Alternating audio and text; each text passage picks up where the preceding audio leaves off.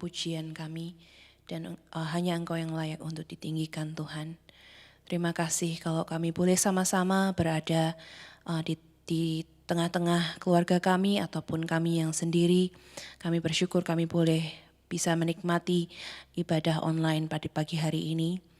Kami percaya dan kami yakin Engkau bersama-sama dengan kami dan Roh Kudus-Mu ada di dalam hidup kami.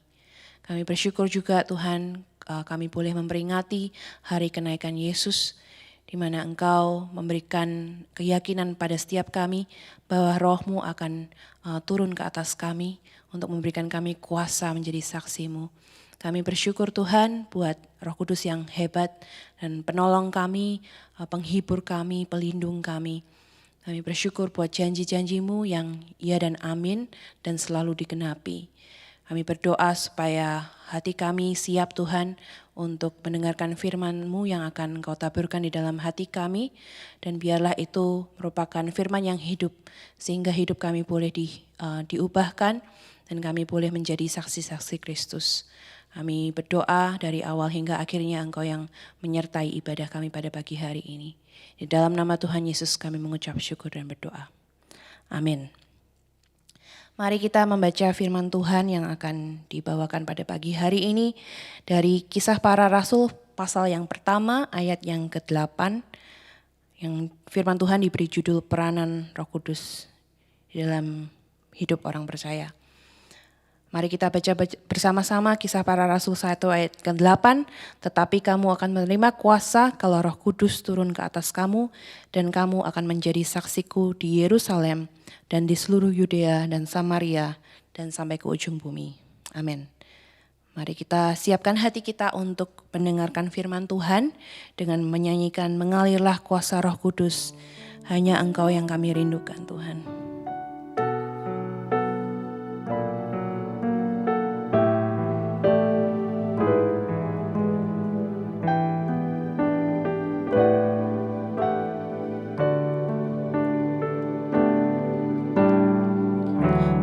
Bagaikan tanah kering yang merindukan air, demikianlah jiwaku haus akan Engkau. Ku rindu selalu hadir-Mu di hidupku, memulihkan jiwaku, hapuskan air mataku. Mengalirlah kuasa Roh Kudus, mengalirlah di tempat ini, mengalirlah oh Roh Kudus, pulihkanku. Katakan bersama, bagaikan tanah kering. Bagaikan tanah kering yang merindukan air, demikianlah jiwaku Tuhan. Demikianlah jiwaku haus akan Engkau. Ku rindu selalu hadir-Mu di hidupku,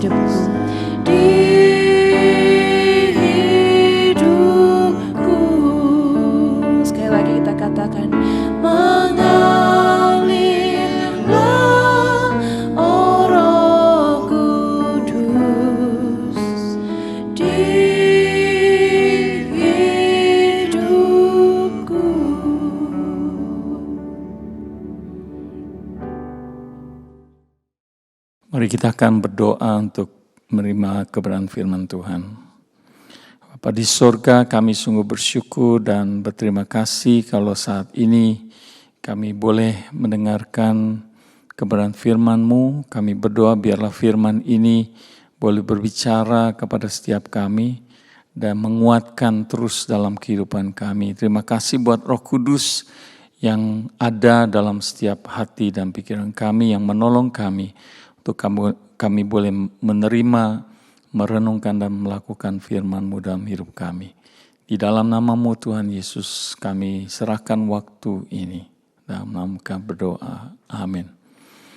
Bapak Ibu Saudara yang kekasih dalam Tuhan, kita akan sama-sama membuka dari Kisah Rasul pasal yang pertama sampai yang ke-8, ayat yang ke-8, yang dikatakan firman Tuhan, tetapi kamu akan menerima kuasa kalau Roh Kudus turun ke atas kamu, dan kamu akan menjadi saksiku di Yerusalem dan di seluruh Yudea dan Samaria dan sampai ke ujung bumi.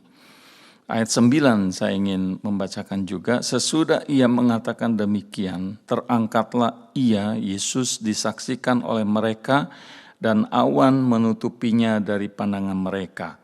Ketika mereka sedang menatap ke langit waktu ia naik itu, tiba-tiba berdiri dua orang yang berpakaian putih dekat mereka dan berkata kepada mereka, "Hai orang-orang Galilea, mengapakah kamu berdiri melihat ke langit? Yesus ini yang terangkat ke sorga meninggalkan kamu, akan datang kembali dengan cara yang sama seperti kamu melihat dia naik ke sorga." Minggu ini adalah sebenarnya minggu yang berkaitan dengan hari kenaikan Tuhan Yesus Kristus yang sebenarnya dirayakan, diperingati pada hari Kamis kemarin tanggal 21. Memang kalau di Australia ini kita tidak terlalu mengadakan secara khusus kebaktian dan juga tidak dijadikan sebagai hari libur. Kalau di Indonesia mereka menjadikan hari kenaikan Tuhan Yesus itu menjadi hari libur. Nah, pada saat ini kita akan sama-sama akan mau belajar mengenai peranan Roh Kudus dalam kehidupan kita sebagai orang-orang percaya. Dan Kisah Rasul pasal 1 ayat 8 ini yang merupakan pernyataan daripada Tuhan Yesus sebelum dikatakan dalam ayat 9 dia terangkat ke sorga. Yaitu pernyataan yang mengatakan bahwa kamu akan menerima kuasa kalau Roh Kudus turun ke atas kamu dan kamu akan menjadi saksiku. Salah satu alasan mengapa kitab Kisah Para Rasul ini sangat penting dalam Perjanjian Baru, ini adalah karena kita dapat mengetahui informasi-informasi awal gereja mula-mula, khususnya tulisan daripada Rasul Paulus. Dan pengarang buku daripada Kisah Para Rasul ini adalah Lukas, seorang dokter, dan dia seorang yang sangat menolong dan setia kepada pelayanan Paulus, khususnya ketika dia berada di penjara, Paulus berada di penjara. Dan kemungkinan Lukas adalah seorang Yunani, bukan seorang Yahudi. Dan tujuan daripada tulisan Lukas ini, khususnya di dalam Kisah Para Rasul ini adalah dia ingin mengenalkan kekristenan kepada pemerintahan Romawi dan juga mengenalkan kekristenan untuk semua orang di semua tempat, ya, dan menyatakan bahwa ucapan Yesus yang bangkit, ya, dan terangkat ke surga itu yang tercatat di dalam ayat yang ke-8.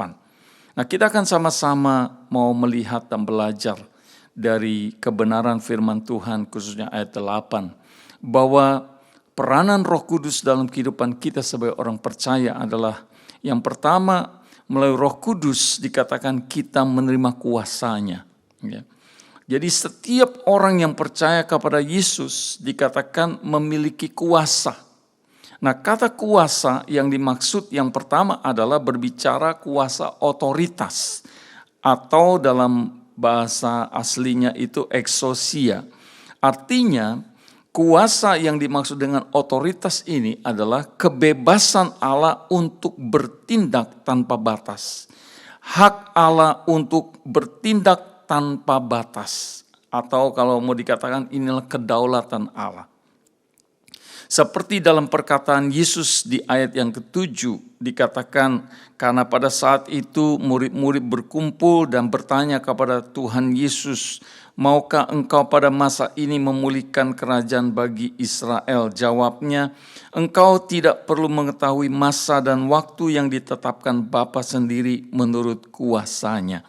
Jadi ada satu pertanyaan yang ditanyakan oleh murid-muridnya pada saat itu karena mereka tahu dan mereka sudah percaya bahwa Yesus sudah bangkit. Dan mereka tetap ingat, mereka ingin maksudnya tetap mengatakan kapan nih kita kerajaan bangsa Israel ini dipulihkan.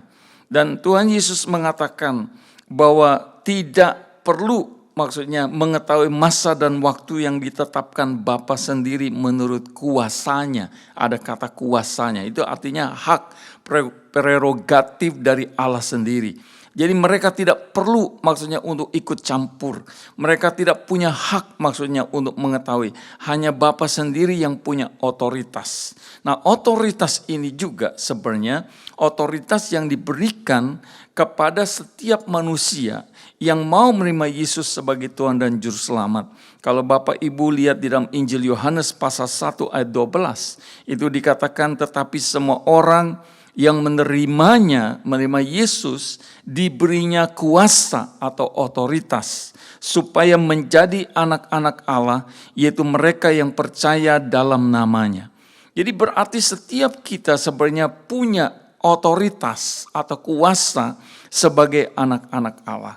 Nah, kuasa otoritas ini juga sebenarnya adalah kuasa yang otoritas yang dikatakan untuk mengusir kuasa-kuasa gelap, roh-roh jahat.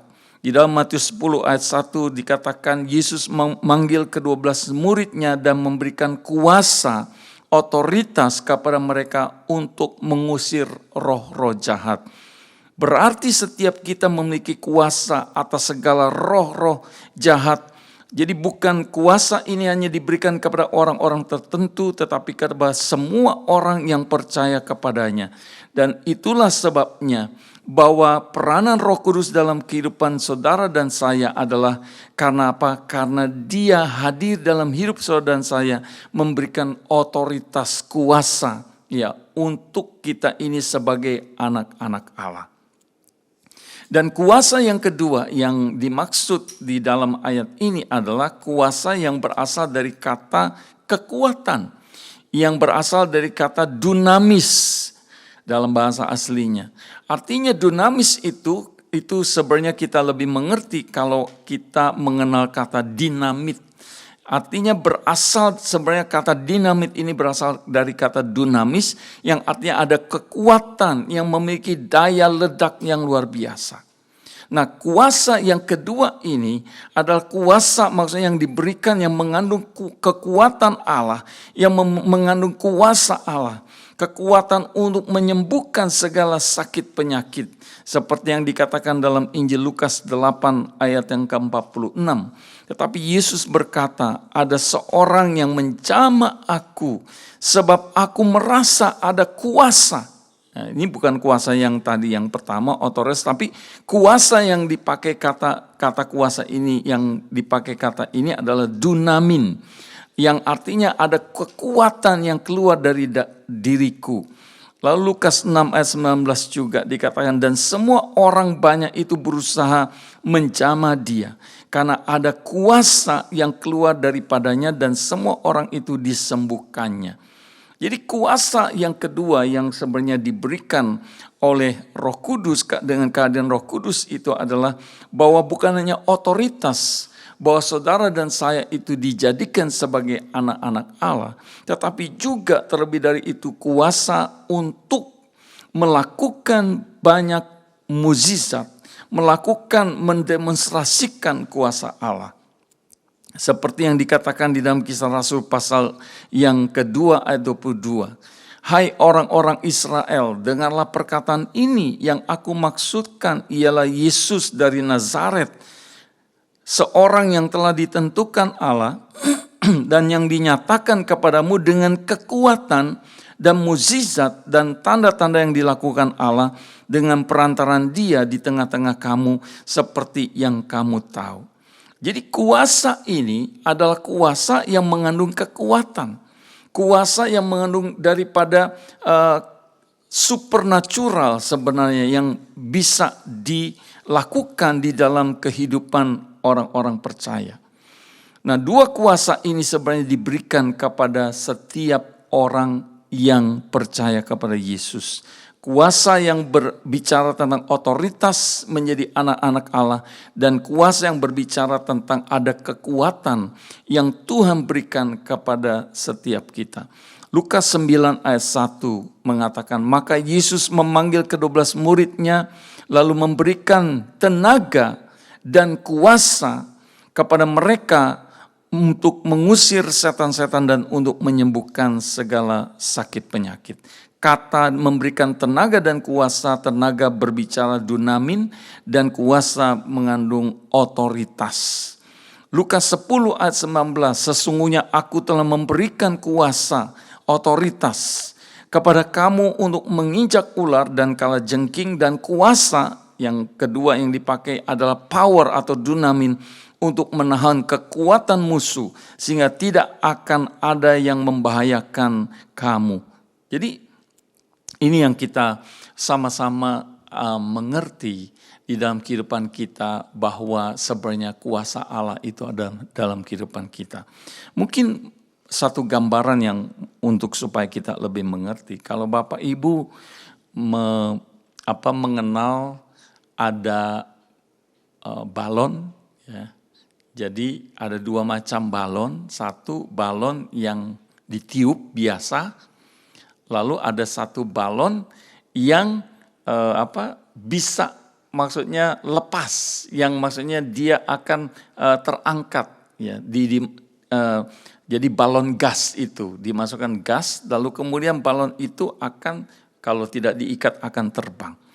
Jadi saya bisa bayangkan bahwa kehidupan orang yang percaya kepada Kristus itu ada kuasa. Ya, diibaratkan itu adalah seperti balon yang ada gasnya. Yang artinya bahwa harus diikat oleh kekuatan daripada Roh Kudus. Ada kuasa. Nah, kalau balon yang biasa itu, ya itu nggak akan bisa naik ke atas. Itu harus ditepuk-tepuk, kalau nggak dia jatuh ke bawah. Nah, ini berbicara menunjukkan kepada kehidupan kita. Kalau kehidupan manusia hanya berdasarkan dengan kekuatan, dengan rohnya sendiri, jelas seperti dikatakan dalam tulisan-tulisan Paulus yang mengatakan bahwa dalam hidup manusia itu dipenuhi dengan kedagingan, yang artinya tidak akan pernah membawa hidupnya itu berkenan kepada Allah, yang tidak akan pernah membawa hidup manusia itu maksudnya berkemenangan. Tetapi berbeda dengan ketika orang percaya kepada Kristus, maka dikatakan hidupnya itu akan diberikan kuasa, diberikan kekuatan. Sehingga itu sebabnya mengapa saudara dan saya bisa menghadapi segala perkara, segala tantangan yang ada dalam hidup ini, kita tidak terimbas dengan masalah, kita tidak terkalahkan dengan problem yang kita hadapi. Oleh karena apa? Bukan karena kekuatan saudara dan saya, melainkan karena kuasa Roh Kudus itu, kuasa yang berbicara mengenai otoritas yang Tuhan berikan, kuasa yang berbicara mengenai adanya power, adanya dunamin itu, yang maksudnya ada dalam kehidupan saudara dan saya. Itu sebabnya tidak heran kalau Paulus mengatakan bahwa segala perkara dapat kutanggung di dalam Dia. Yaitu di dalam apa? Di dalam kuasanya. Karena bukan di dalam kekuatan dia sendiri. Meskipun dia menjadi hamba Tuhan yang hebat, namanya besar, dia tidak mengatakan di dalam kekuatan dia bisa menghadapi segala perkara. Dan saya percaya dalam keadaan situasi sekarang ini, saudara dan saya bisa menghadapi, menjalankan, melewati. Itu bukan karena apa? Kekuatan kita. Melainkan karena ini adalah kuasa daripada Roh Kudus. Yang kedua, kita akan melihat dan belajar bahwa peranan Roh Kudus dalam kehidupan kita sebagai orang percaya. Yang pertama, dia memberikan kuasa dengan hadirnya Roh Kudus dalam hidup kita. Dan yang kedua adalah Dia menjadikan kita menjadi saksi Kristus. Dalam ayat yang ke-8 bagian yang kedua dikatakan, dan kamu akan menjadi saksiku di Yerusalem, Yudea, Samaria sampai ke ujung bumi. Kehadiran Roh Kudus bukan hanya memberikan kita kuasa, bukan hanya memberikan kita hak sebagai anak-anak Allah, tetapi jangan lupa bahwa kehadiran Roh Kudus juga ingin menjadikan kita menjadi saksi-saksi daripada Tuhan. Nah, Roh Kudus kehadirannya seperti yang tadi saya katakan bahwa dia memberikan kehadirannya bukan hanya memberikan kita kuasa, bukan hanya memeteraikan hidup saudara dan saya, bukan hanya menjadi keselamatan, jaminan keselamatan bagi saudara dan saya, bukan hanya Roh Kudus itu ada dalam hidup kita memberi damai sejahtera, tetapi juga yang lebih penting yang kita harus ingat adalah kehadiran Roh Kudus adalah untuk memampukan kita sebagai orang percaya untuk menjadi saksi-saksi Kristus, bukan melakukan saksi. Jadi jelas yang dikatakan di dalam ayat ini adalah bahwa kita dijadikan menjadi saksi Kristus, ya. Nah, kalau kita melihat kuasa yang diberikan, otoritas yang diberikan kepada setiap orang percaya itu jelas ada tujuannya, jelas ada maksudnya, ada sasarannya. Jadi bukan dimengerti bahwa kalau orang berpikir, oh enak jadi orang Kristen ini ada kuasa supernatural. Sehingga kadang orang Kristen punya pemikiran bahwa mereka senang kalau yang namanya mungkin melihat kesembuhan ilahi, KKR, karena akan melihat banyak kuasa yang terjadi. Bukan itu. Bukan hanya maksudnya seolah-olah mendemonstrasikan kuasa Allah itu hanya untuk sebagai satu hiburan, seperti tontonan. Tetapi sebenarnya kuasa supernatural itu dan otoritas itu diberikan, itu ada tujuannya. Tujuannya apa? Tujuannya bukan supaya meninggikan diri sendiri, bukan supaya hamba Tuhan itu menjadi orang yang dikatakan sakti, orang yang hamba Tuhan itu menjadi orang yang maksudnya punya kuasa yang luar biasa. Bukan, ada tujuannya, ada sasarannya, bahwa kuasa dan juga otoritas itu diberikan adalah supaya kita menjadi saksi Tuhan. Nah, Bapak Ibu yang kekasih dalam Tuhan, di sini kita diingatkan bahwa ketika murid-muridnya menerima kuasa Roh Kudus, maka dikatakan kamu akan menjadi saksiku. Dengan kata lain, kalau saudara dan saya yang sekarang ini menyatakan bahwa kita percaya kepada Kristus dan kita telah menerima kuasa Roh Kudus, yang menjadi pertanyaannya adalah apakah kita sudah menjadi saksi Kristus atau tidak? Kenapa?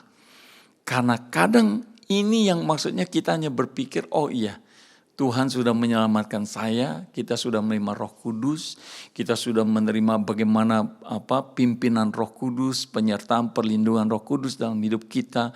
Kadang kita merasakan Roh Kudus memberikan penghiburan kepada kita. Betul, semua itu memang sudah menjadi paket ketika kita menerima Roh Kudus dalam hidup kita. Tetapi menjadi pertanyaannya adalah kadang kita berpikir, ketika kita berbicara mengenai ayat ini menjadi saksi, kadang kita berpikirnya apa? Oh, itu pilihan. Itu optional. Itu artinya terserah saya mau menjadi saksi atau tidak. Tetapi kalau kita lihat lagi dalam ayat ini, kalau kita membaca kembali, ini ingat, ini ada dalam satu kalimat. Ya, yaitu dikatakan ada koma. Kalau Roh Kudus turun ke atas kamu, satu dikatakan kamu menerima kuasa, dan yang kedua kamu akan menjadi saksiku. Jadi ini bukan pilihan, ini bukan optional, tetapi ini adalah satu perintah. Ini adalah satu kebenaran yang maksudnya harus direnungkan oleh setiap orang-orang yang percaya, Bahwa ketika mereka menerima Roh Kudus, bukan hanya memamerkan, mendemonstrasikan kuasa Allah, tetapi mereka juga ada tujuannya, yaitu dengan tujuan supaya ketika mereka menyaksikan, mendemonstrasikan kuasa Allah, tujuannya adalah supaya ada orang-orang yang belum percaya kepada Kristus, mereka boleh percaya kepada Kristus. Dengan kata lain, kita mau merenungkan firman ini. Jadi menjadi saksi itu, sekali lagi, itu bukan satu pilihan. Tapi menjadi saksi itu adalah satu keharusan. Mau tidak mau, hidup saudara dan saya yang katanya ada Roh Kudusnya, itu menjadi saksi. Hidup kita dijadikan menjadi saksi. Di manakah kita dikatakan menjadi saksi? Yang pertama dikatakan dalam ayat yang ke-8. Kamu akan menjadi saksiku di Yerusalem, seluruh Yudea, Samaria, dan sampai ke ujung bumi. Jelas bahwa dikatakan di dalam ayat ini bahwa kamu akan menjadi saksiku pertama di Yerusalem. Mungkin menjadi pertanyaan kita adalah, atau mungkin menjadi pemikiran daripada murid-murid pada saat itu, kenapa mesti Yerusalem?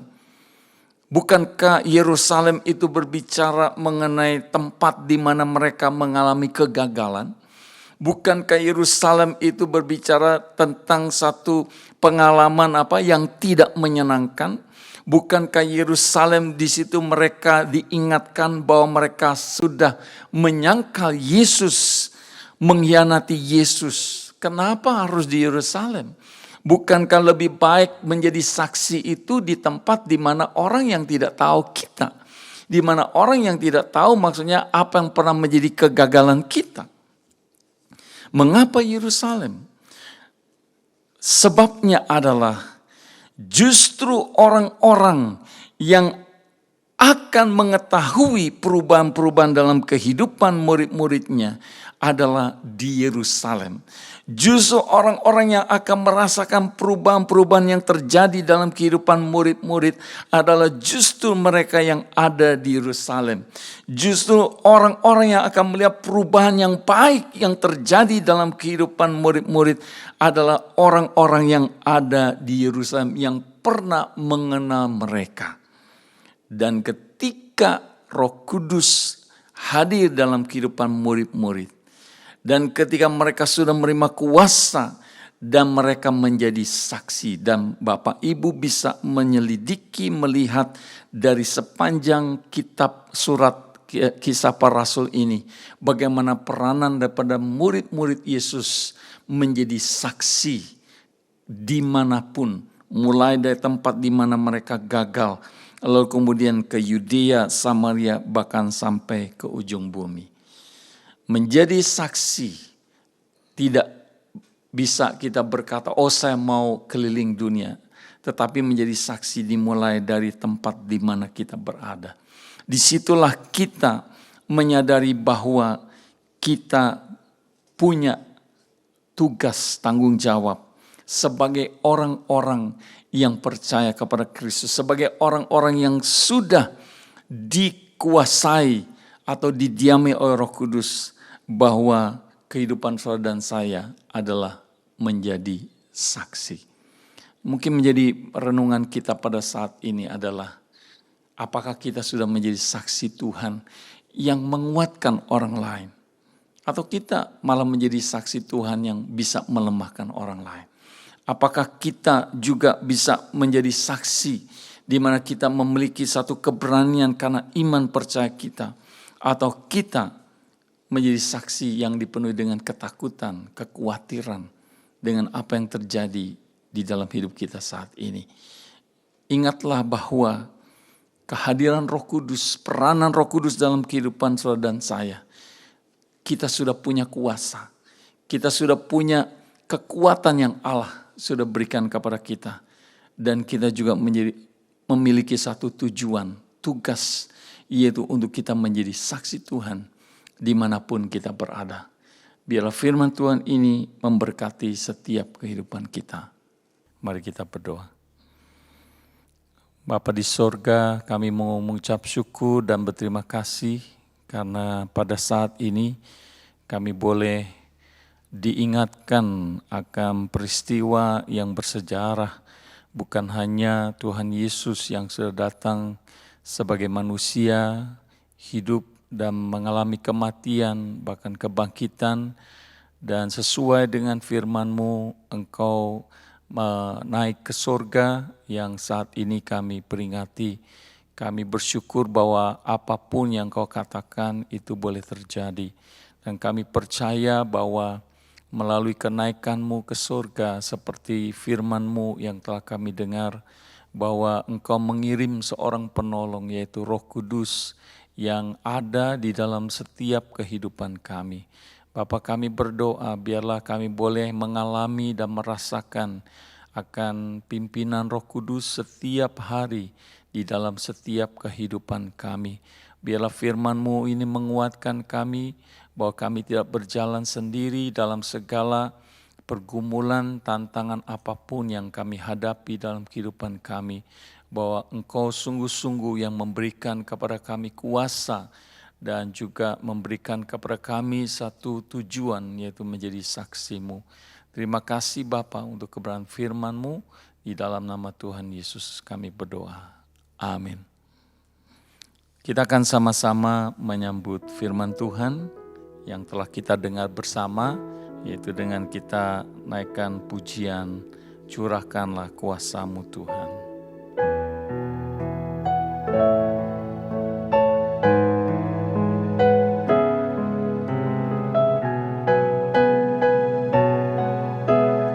Rasakan kasih-Mu Tuhan.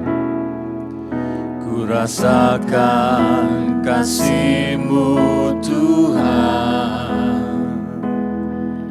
Ku rasakan kuasa-Mu Tuhan. Ku rasakan kasih kuasa Roh Kudus.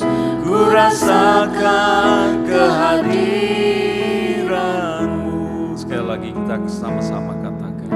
Ku rasakan kasih-Mu Tuhan.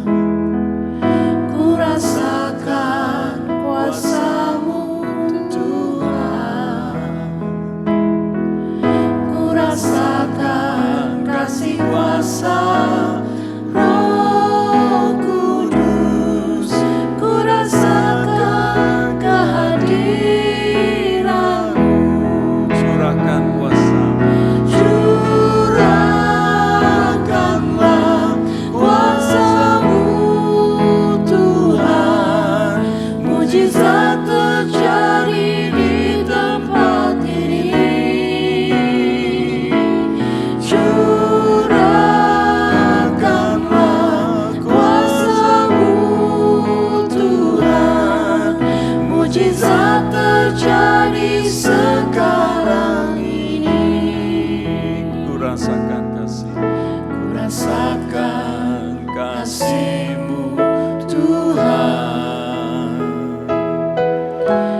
rasakan kuasa-Mu Tuhan. Ku rasakan kasih kuasa Roh Kudus. Ku rasakan kehadiran-Mu. Curahkanlah, curahkanlah kuasa-Mu Tuhan. Mujizat terjadi di tempat ini. Curahkanlah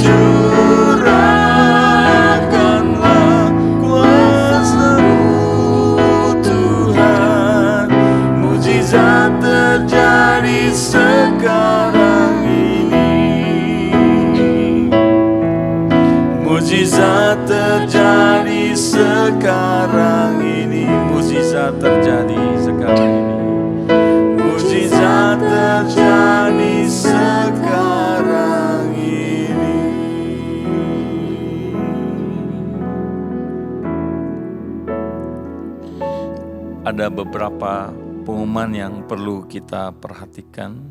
Yang pertama, sekali lagi saya ingin mengucapkan banyak terima kasih buat tim yang membantu dalam mengadakan kebaktian online setiap hari Minggu. Dan juga saat ini kita terus berdoa dan bersyukur karena kita tahu bahwa di negara Australia kita sudah melihat ada pelonggaran-pelonggaran yang sudah dilakukan. Jadi kita bersyukur dan kita berdoa agar supaya kita boleh satu saat kita ibadah kembali di gereja. Hanya mungkin saya hanya berpikir mengingatkan jangan sampai karena udah kebiasaan kebaktian di rumah sambil ngopi, sambil makan, terus akhirnya kurang semangat untuk beribadah di gereja. Jadi tetap kita menunggu waktu yang tepat, khususnya sesuai dengan peraturan pemerintah. Kalau nanti suatu saat diizinkan untuk kita kembali beribadah, saya percaya kita juga semua rindu untuk bertemu, bersekutu bersama-sama kembali. Jadi kita terus doakan untuk itu. Dan doa pagi seperti biasa setiap hari Sabtu jam 9. Jadi bagi Bapak Ibu yang sudah bergabung dan juga yang belum mau bergabung, silakan bergabung, menghubungi Pak Pono ataupun menghubungi saya sendiri. Jadi kita juga diingatkan untuk Radio Sangkakala setiap Rabu jam 9 sampai 10 di gelombang 98,5 FM. Jadi ini merupakan sarana bagi setiap kita untuk kita juga mendengarkan firman Tuhan. Mari kita akan sama-sama, kita akan berdoa syafaat. Mari kita akan berdoa syafaat. Bapa di surga, kami sungguh bersyukur dan berterima kasih sekali lagi buat kebenaran firman Tuhan yang mengingatkan kami bahwa Tuhan Yesus yang telah naik ke surga dan memberikan seorang penolong, penghibur, yaitu Roh Kudus yang bekerja di dalam setiap kami, yang memberikan kepada kami kuasa dan juga memberikan kepada kami satu tugas untuk menjadi saksi Tuhan.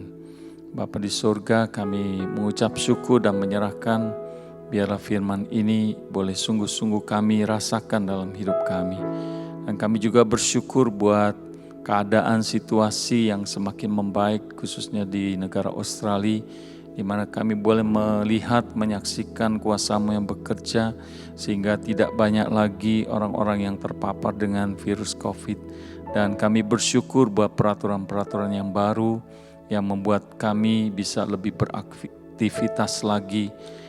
Kami bersyukur ya Bapa, kami terus berdoa khususnya untuk waktu-waktu yang akan datang supaya kami rindu satu saat kembali kami boleh bersama-sama beribadah di gereja, di rumah-Mu.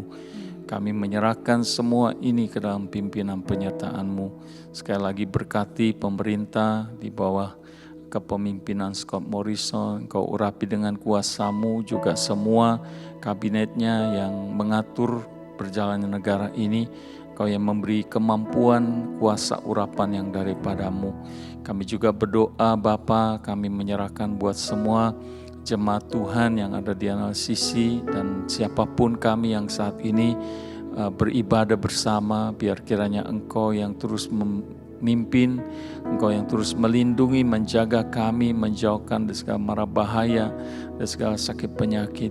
Kami berdoa secara khusus buat orang tua kami yang usia, biar kiranya tangan kasih-Mu yang menjaga, melindungi mereka, baik yang ada di rumah maupun yang di nursing home, maupun yang ada di Indonesia, biar tangan kasih Tuhan saja yang menjaga, melindungi, memberkati mereka. Kami berdoa bagi mereka yang mungkin mencari pekerjaan, biar Engkau juga berkati dengan pekerjaan yang mereka rindukan. Kami juga berdoa bagi mereka yang mungkin punya pergumulan-pergumulan lain, biar Engkau memberkati mereka ya Bapa, memberi kekuatan, kemampuan.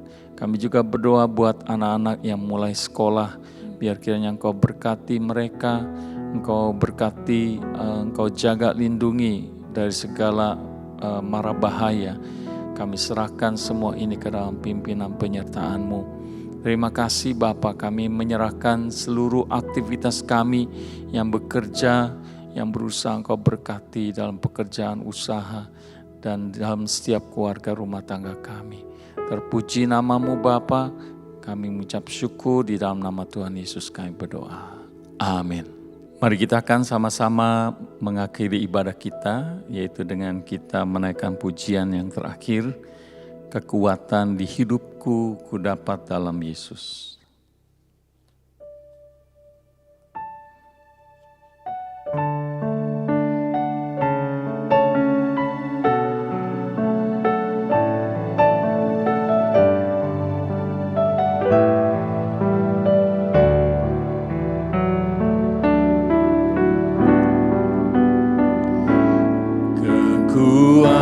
Kekuatan di hidupku ku dapat dalam Yesus.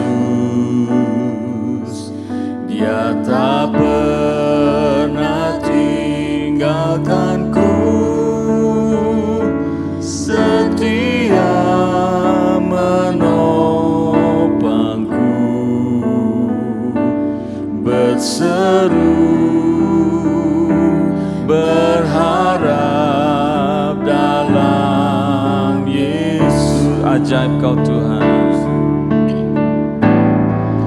ajaib Kau Tuhan, penuh kuasa, sanggup pulihkan keadaanku,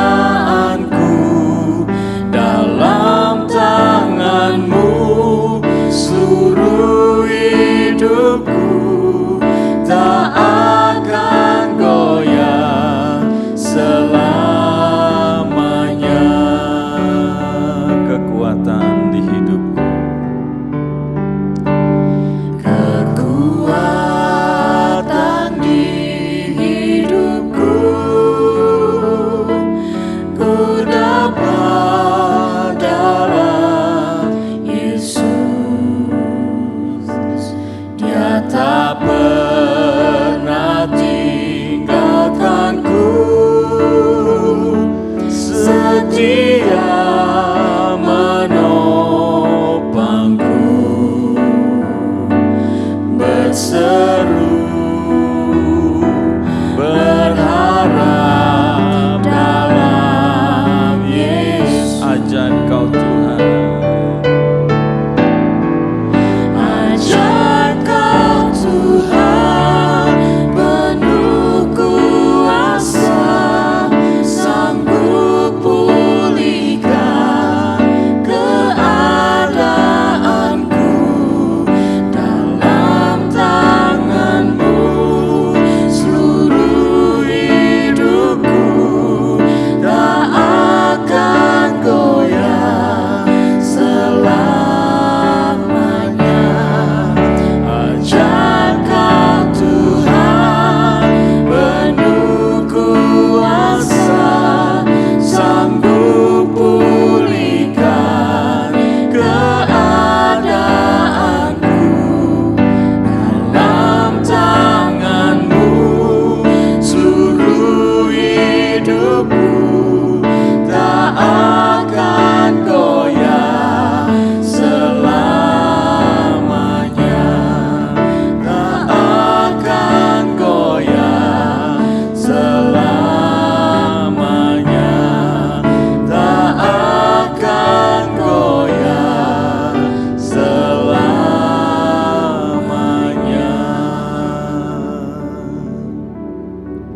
Jemaat yang kekasih dalam Tuhan, arahkanlah hati dan pikiran kita di hadapan Allah yang hadir di tengah kita. Terimalah berkat anugerah damai sejahtera dari Allah Bapa, kasih sayang sukacita dari Tuhan Yesus Kristus, penyertaan dan penguatan daripada Roh Kudus senantiasa menyertai kita dari saat ini sampai Tuhan Yesus datang yang kedua kali. Amin. Engkaulah